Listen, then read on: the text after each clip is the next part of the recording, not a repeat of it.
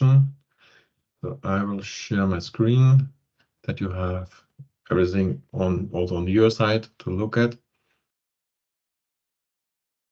So first of all, some words to my person, Andreas Blocksch, as mentioned, product manager in the section of business unit mobility. I'm in the rubber industry since 2008 and since 2022 with Datwyler. And I'm also responsible not for the battery area, which we are strongly focusing on.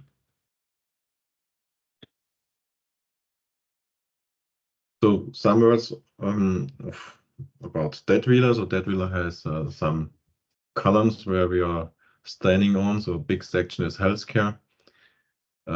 This is really the bigger business unit at the Datwyler, and the mobility belongs to industrial solutions. Industrial solution is the big name, and within the industrial solution we have the mobility, we have all the connectors. This is also one company we acquired 2 years ago. This is also combined with mobility because they are focusing also on several connectors which are used in the mobility area. Then we have also general industry and food and beverage within the industrial solution, and other section which are for each business unit. For mobility, we have a global footprint like all the healthcare has, but here you see only our footprint. The colored dots are showing the different competence centers which we have in each region. In Schattdorf, we have our headquarters where we also develop the main processes, and then we split it to the needs to the customer. So it means a local to local approach. We will transfer the process where it is needed.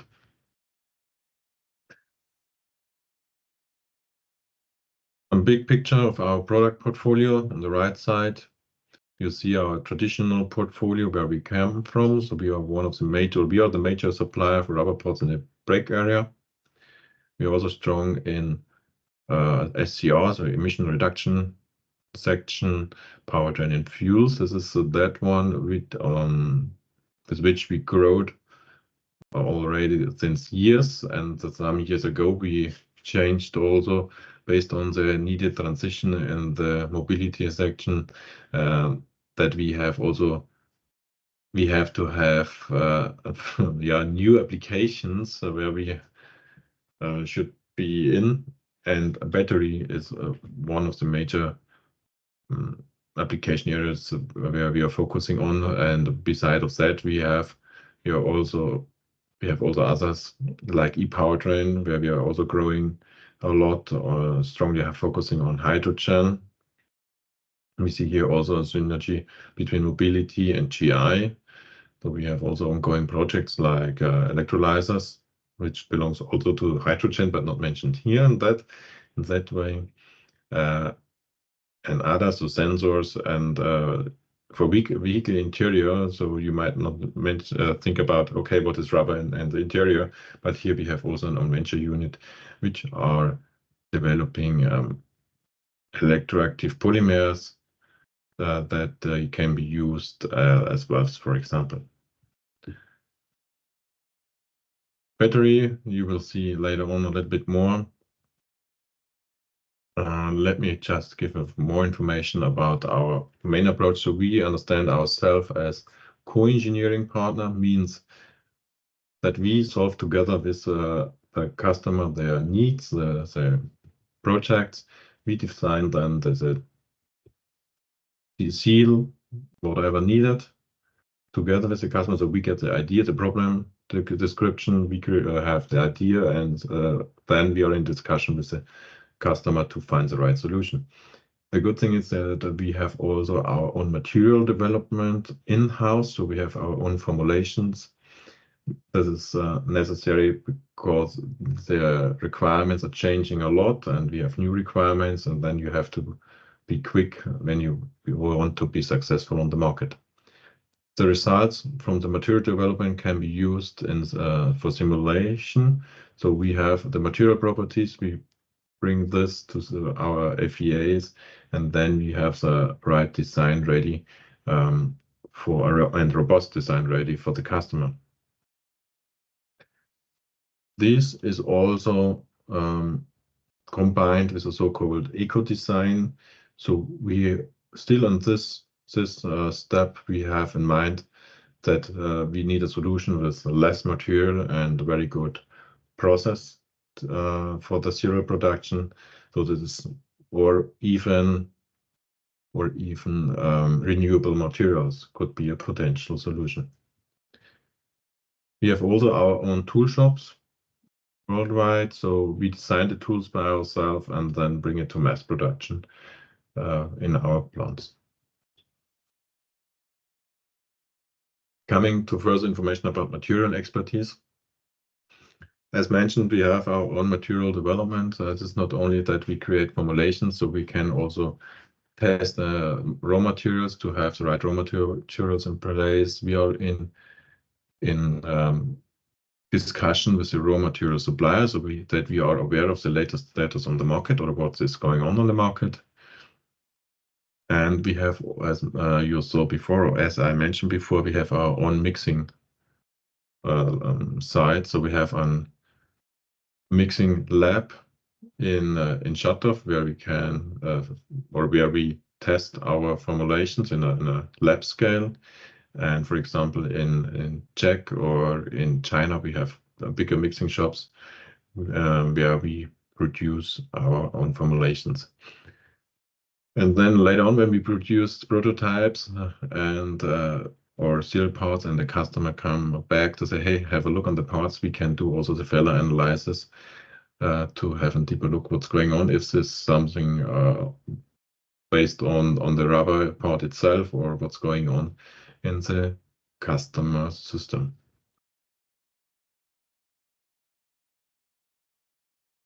Then coming to the polymer groups, as you see here, we have mainly more or less each polymer group in our portfolio. But if you look more and more in battery area, we see that we are strongly focusing on EPDM, VMQ, or sometimes also HMBR. This belongs also to the media and the requirements on the market. The good thing is, for example, for EPDM is also a well-known material in the brake business. So we have here a large-scale production where we have also benefits for the pricings, and we know how to handle that. Some pictures from our laboratory scale and industrial scale mixing shop.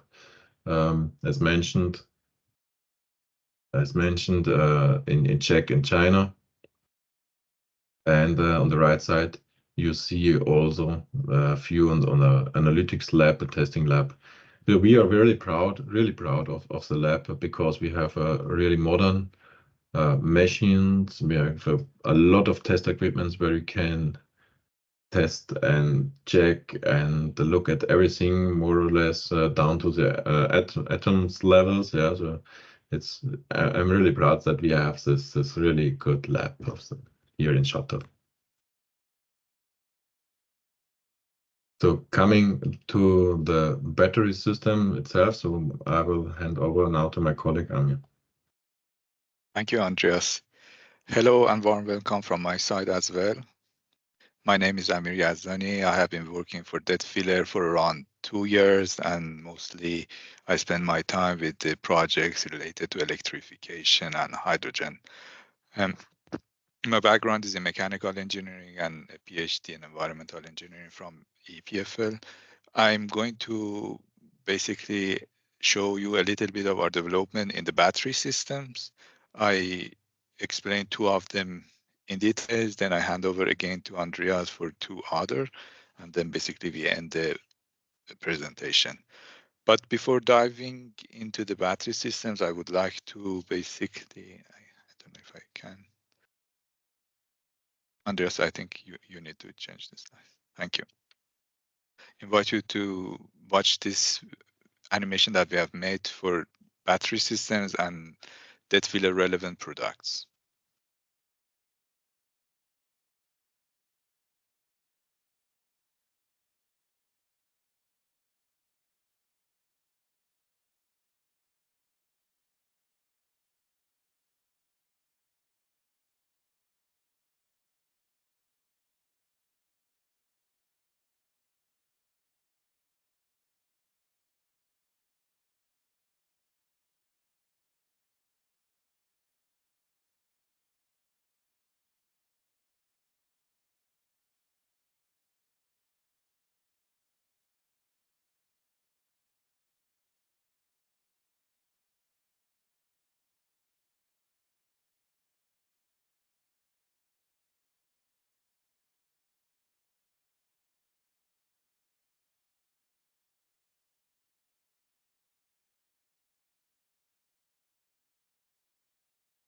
So as you saw in the previous animation and also what Andreas mentioned, we are provider of or manufacturer of system critical elastomers. So many of relevant parts to us in the battery system are basically sealing for sealing applications. It starts from the one of the biggest seals that you can find in a vehicle, which is the battery pack seal, and the length and width of the seal can sometimes go over 2 meters. It basically avoids the ingress of water and dust inside the battery pack. And because of this large scale, basically making this seal is a little bit complicated, manufacturing and also handling of this seal. Then we also produce seals that are related to subcomponents in the battery system, namely safety valve or the venting valve, as also known, or electrical connector seals. It can be high voltage, low voltage signal connectors, and there are a lot of seals in the connectors. It can be basically the ring seal, it can be the panel seal, or the cables that need to be also sealed. We provide also seals related to the cooling system. In this configuration, you see a battery with cooling plate, but it can also be extended to immersion cooling. So basically the configuration of the seal and the requirements because of the medium that the seal is exposed to completely changes. And one of the most important seals, I would say, is the number 5, basically the battery cell electrode seal, which is sealing each battery cell, the inside of the battery cell, which basically we have the active material and electrolyte from outside and the other way around. In addition to sealing functionalities, we have also been working on elastomer-based material that offer other functionalities, be it thermal interface material that evacuate heat from the batteries to the cooling system, thermal propagation protection sheets that in terms, if thermal runaway happens, it reduces the spread of thermal runaway in the battery system, and also some monitoring solutions that are based on elastomers and methods like printed electronics. Next slide, please. So from these applications, I start first with the battery cell seal, and then I explain a larger category, that fire retardant components, and then I give back to Andreas for the next of the presentation. So for the battery cell seals, if you want to understand it better a little bit, what is the function of this sealing, we need to know a little bit more about the form factors of the batteries. In the mobility, there are 3 main form factors. We have the cylindrical cells that majority of them are produced by Panasonic, and we see it in Tesla. They have different sizes. So we have cylindrical 18, 650, 21, 700, and the newer versions we have 4680. Basically, you have a hard casing that is round. Then you have the prismatic cells that, in our opinion, they constitute the majority of the cells in the market right now. Sorry. Yeah. So CATL, BYD, Northvolt, Samsung can be examples of the companies that are working on these cells. And basically they have a hard casing, as you know, and it is made of normally aluminum. Then you have the pouch cells that, for example, SK Innovation is making the majority of them. And there we do not have the hard casing, but it is basically a flexible foil. And there are advantages and disadvantages to any of these form factors. It is not like that one is better than the other one. For example, cylindrical ones, they offer advantages in terms of energy density of the cell and also production. Prismatic cells, they give you advantage in terms of packing, and pouch cells, they have lightweight because they do not have that hard casing. Next slide, please. But we think it is not very clear what happens in the market, but we think prismatic cells will still take up the majority of the market. In terms of how the jelly roll and the active material is put inside the cell and the assembly is done, and where this sealing that we are talking about becomes important, we have to also a little bit talk about how the assembly is done. For the cylindrical cells, basically you have the round jelly roll that is put in the casing, and then you have one electrode with all subcomponents and the sealing, which is normally thermoplastic, put on top of it, and then the sealing is done with crimping of the whole system. In new systems, we have also the riveting that is being done. In prismatic cells, it is a little bit more different and a little bit more complicated. You have the can, which is empty. Then you have the lid assembly, which is composed of different terminals and the assembly of terminals. So this assembly is normally done by riveting bolts or laser welding. For example, you see an example here. Basically, we have the terminal, we have the what is connecting the terminal in the end to the current collector, and then you have the housing of the battery, which is aluminum also, and then you have two types of insulators, one inside the battery, one outside of the battery, and then you need also a sealing here. But for pouch cells, it is a little bit different. You do not have a component specific for sealing. A sealing is done by heat sealing. Basically, the foil has thermoplastic inside, and basic sealing is done normally by that. So basically, you do not have a separate component there. Next slide, please. So relevant form factors to us are the prismatic cells and cylindrical one, and also the new BYD blade cell that basically it is like a it is like a prismatic cell.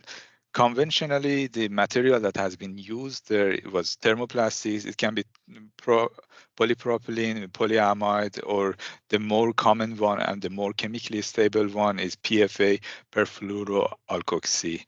But as we are using more and more lithium-ion batteries in the use cases related to mobility, we are exposing them into different conditions.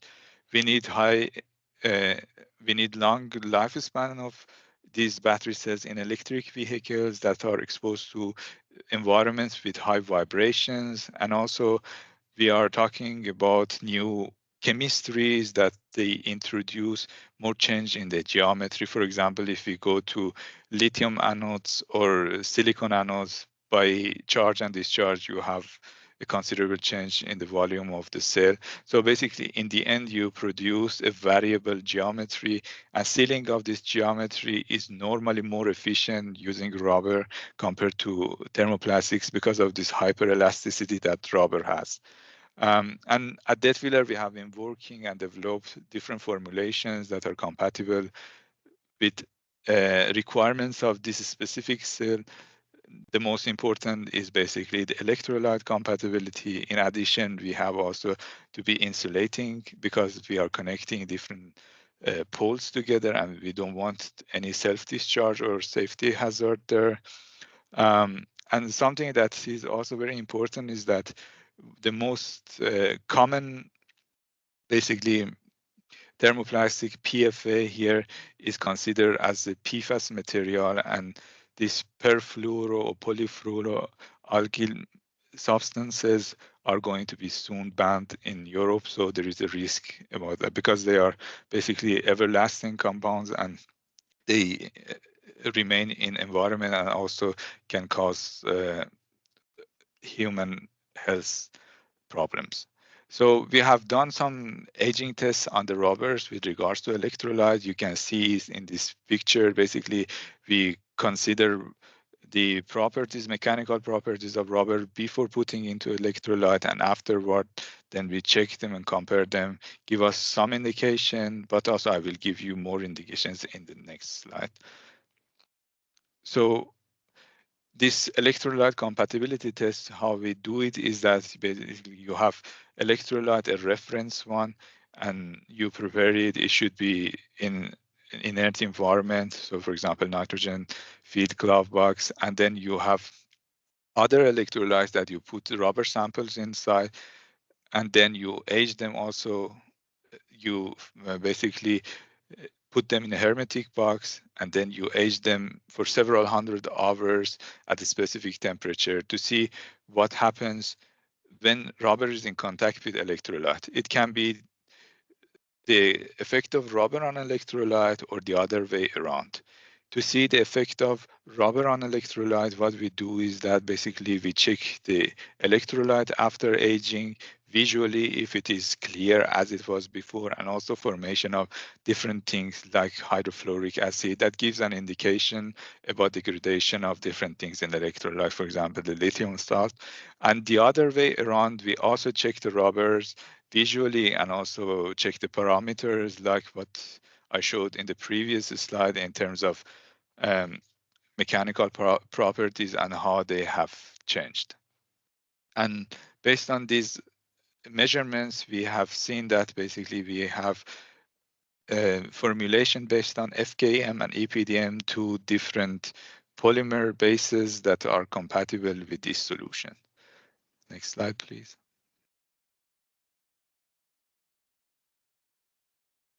So these formulations can be made or produced at lab scale, also at industrial scale. But it is not only the electrolyte compatibility that is important. We have also done extensive tests for other properties that are crucial, namely electrical insulation, because you are basically connecting different poles and you shouldn't have the least electrical conductivity here.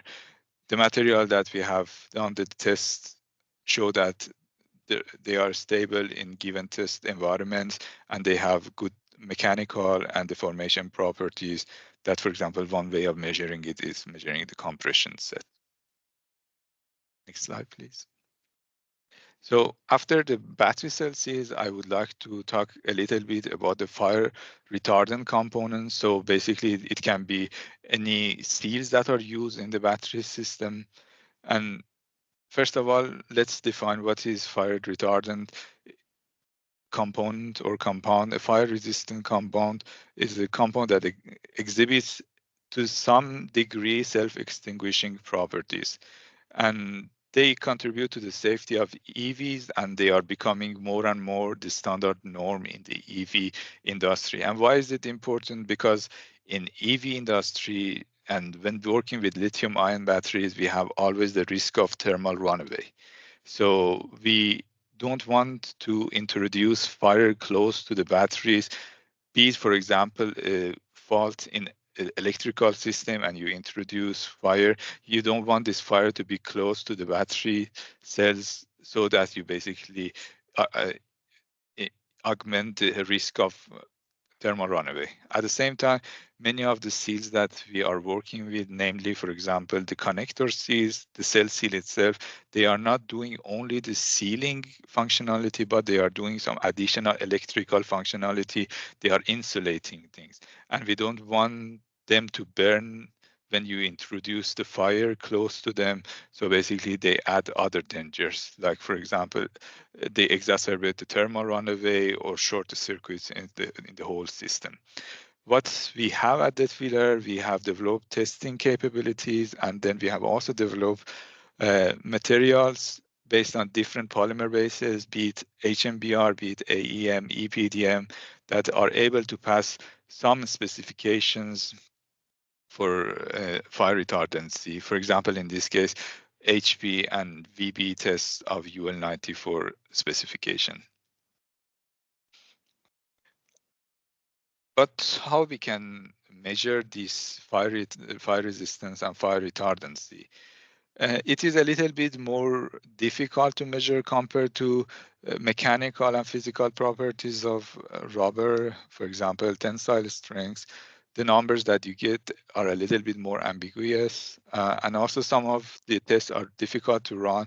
Some of them may cause some safety hazards, or for example, if you burn rubber, it can produce also toxic gases.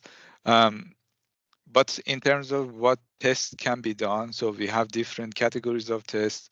One, for example, can be ease of ignition. So limiting oxygen index is that. So basically what it gives you is the minimum concentration of oxygen that you can sustain the fire with that concentration of oxygen.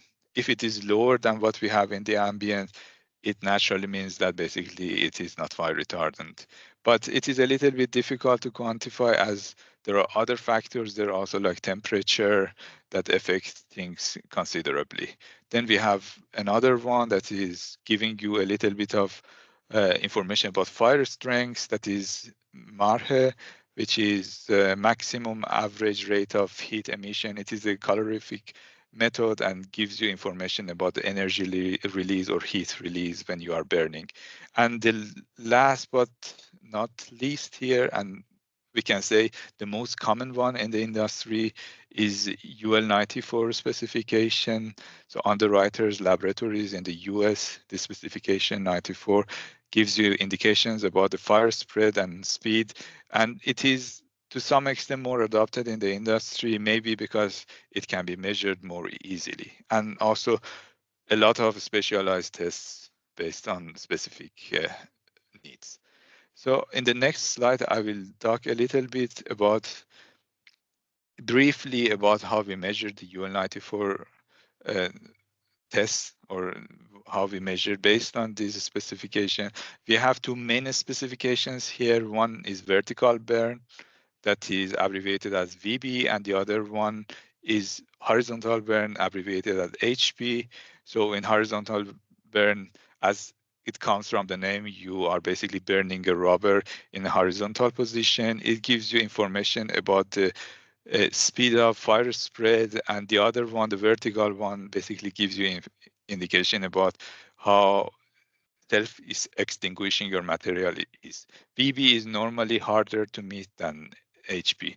And how it is done is normally that you apply fire with identified in a certain power of the torch to the rubber for a certain time. Then afterwards, you measure the after flame time, when the time that the flame extinguishes itself. And then based on the after flame time and repetition of this test for several samples, you get a classification, and you assign the classification based on the accumulated time that you have. And you can have V0, V1, V2, and it is from best to the worst here. Next slide, please. But how we can achieve rubber fire retardancy? In general, if we want to achieve fire retardancy, we have several approaches, and different fire retardants are using normally more than one of these approaches. It is not only one. For example, some of the fire retardants can decompose to water when they are exposed to heat. What happens is that you have water in the gas phase, so it dilutes the combustion gases, it inhibits oxygen, and also it cools down the environment, and with that you reduce the risk of fire. If you look at the fire from chemistry perspective, it is basically a radical reaction. So there are some fire retardants that basically they are catching or scavenging the radicals, and by that they are becoming fire retardant. Diluting combustion gases I also mentioned, and also we have some one category of the fire retardant material that are called intumescent material, that basically upon burning they form a barrier, which is a porous and low thermal conductive barrier on the solid phase that basically cuts oxygen to the solid phase and also cuts heat to the solid phase. Next slide, please. So by use of special fillers that are normally halogen free, so halogen has some negative aspects here that we want to avoid.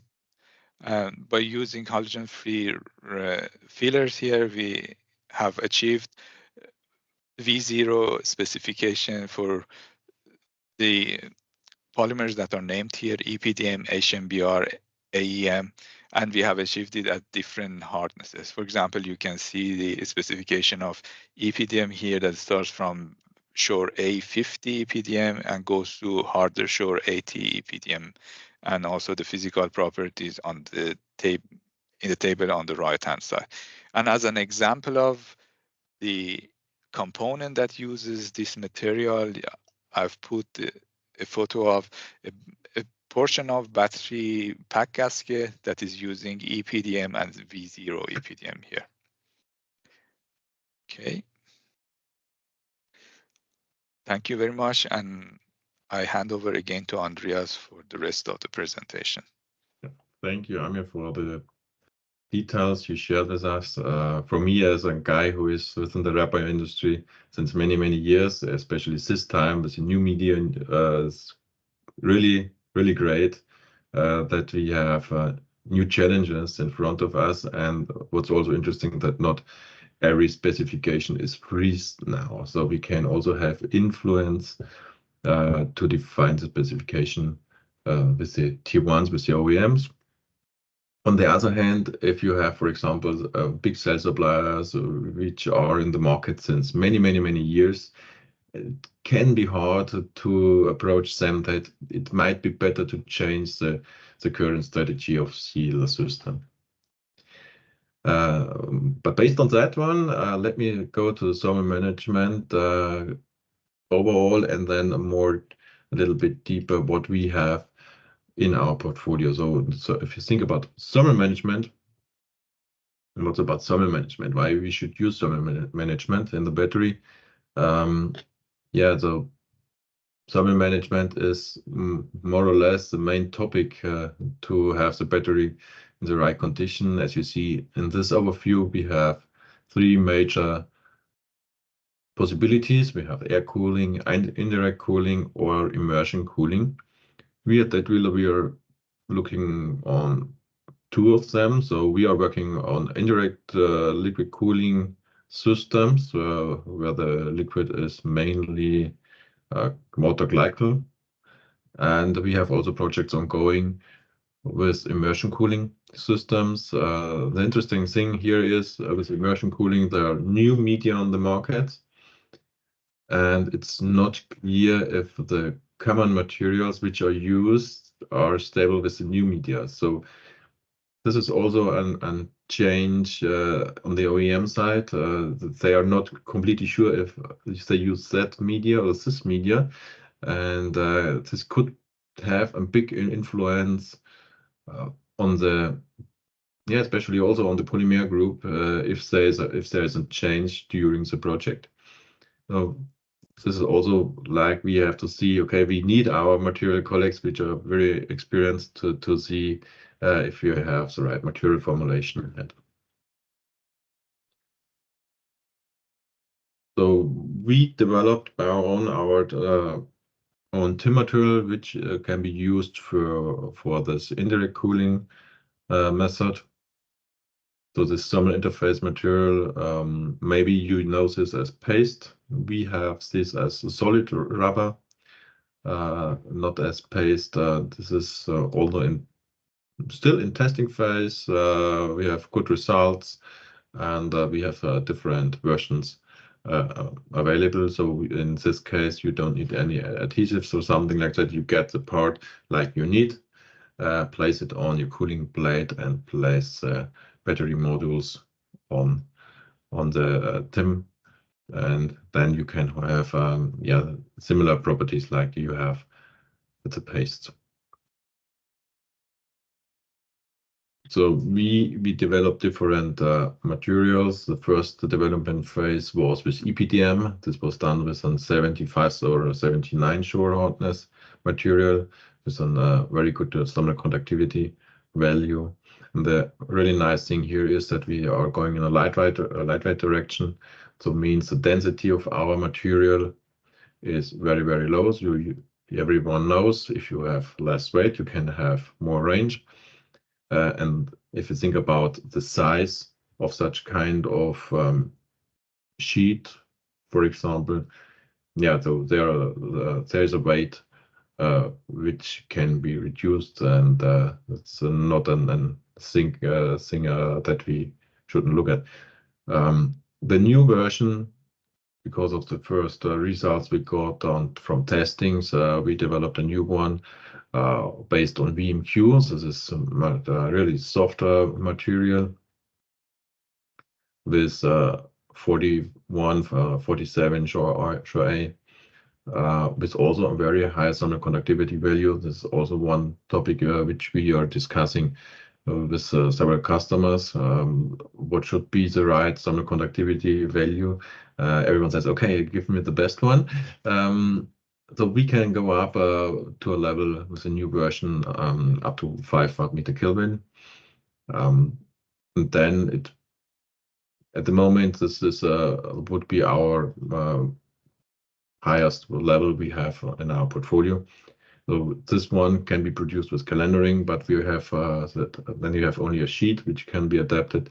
But we have also projects ongoing where we use such kind of material to produce a 3D shaped products, which also can be used on different areas where you need such kind of material, like inverters, like radar systems and the housings, to transfer the heat to the housing, to the outside in a better way. Then the next area where we are looking in is the immersion cooling. Here we have also the positive thing that we have a very good heat transfer from the battery to the media with a new media, so dielectric fluids, which have to be non-conductive and normally non-flammable.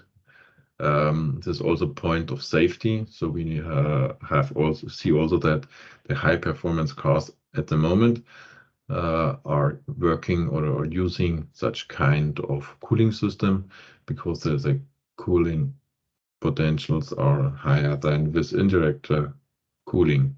On the other hand, we have also to say, if you have a lot of fluid, you have more weight. This is something which has also to be considered in the battery system itself from the OEM side, because you need also a space between the batteries to have a fluid flow. You have the fluid itself. Maybe you have less battery cells itself in the battery pack, and for sure, especially this system has to be completely sealed, so a leakage or corrosion topics are becoming also risk to range. Also mentioned to the others, for sure, also if you have indirect cooling, this housing has to be sealed in a really safe way, that no water came through the seal. Then you can also have problems with the battery. So this is a point on both directions, but on different views.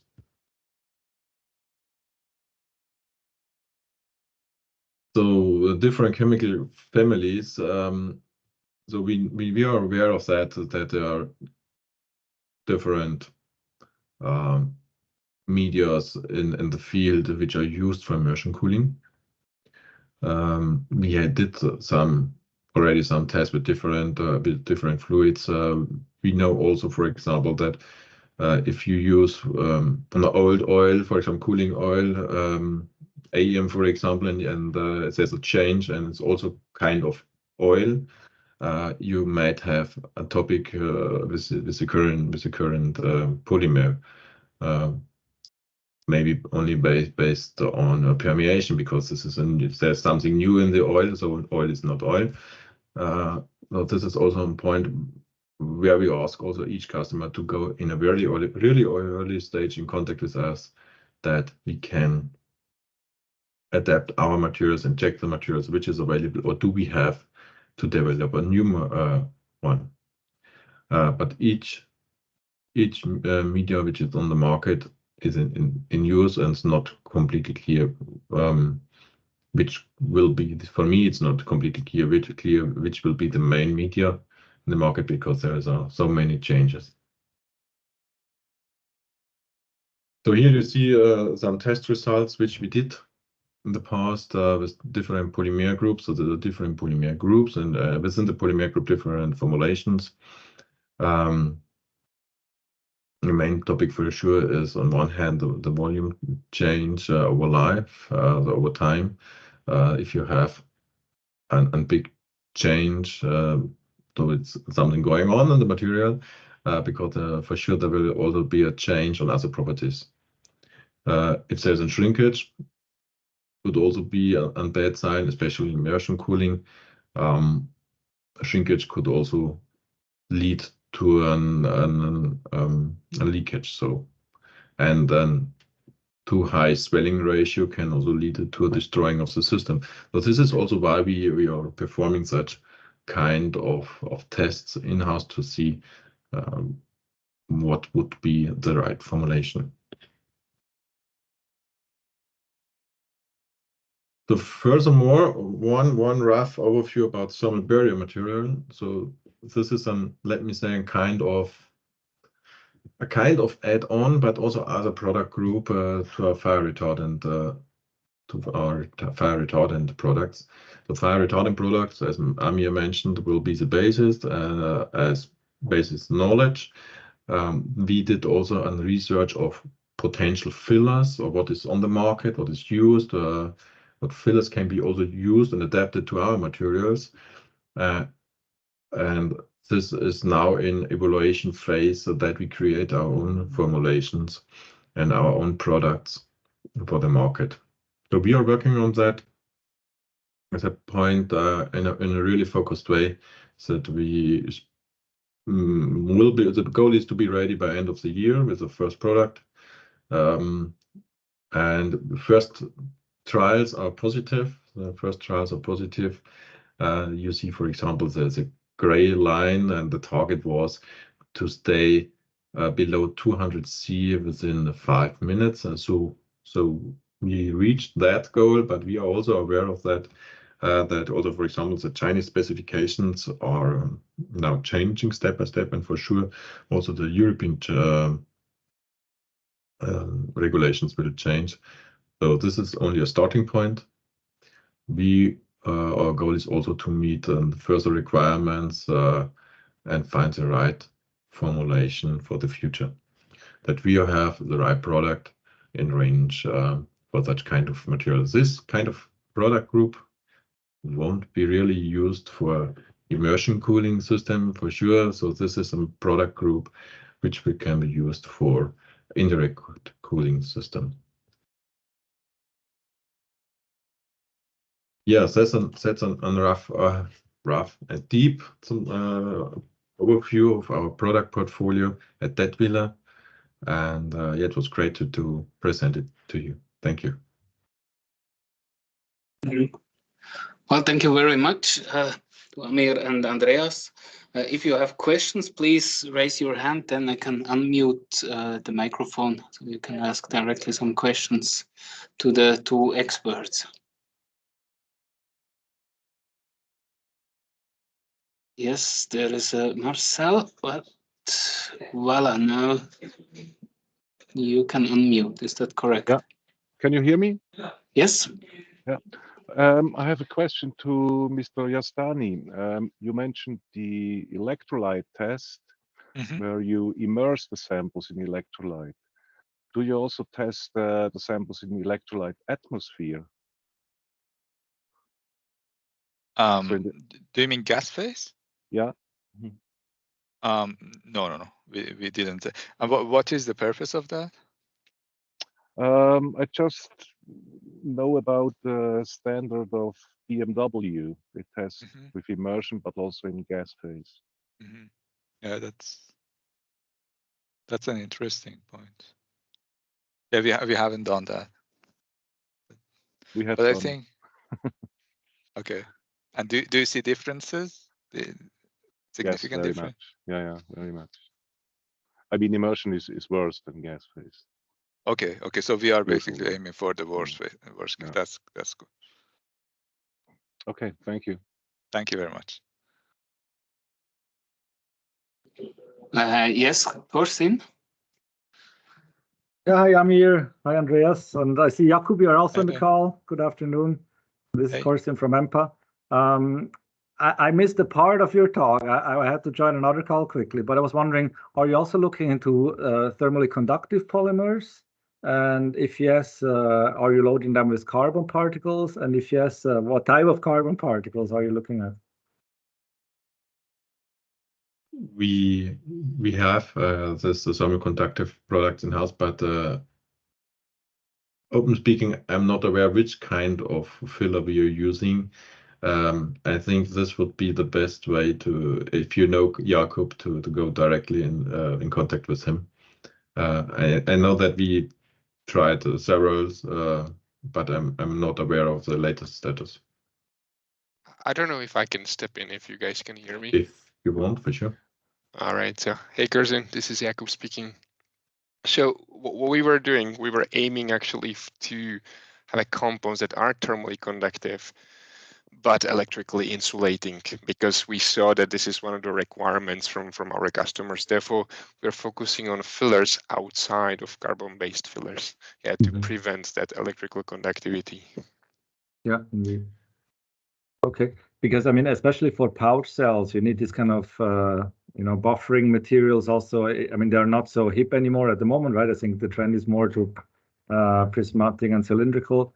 But for example, we worked with cells where we have silicon anodes. There's a huge volume expansion in the cell where we need kind of a polymer as a buffer to buffer the expansion.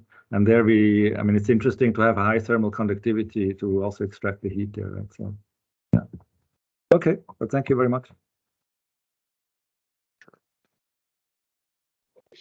Well, are there any further questions to the experts of Datwyler?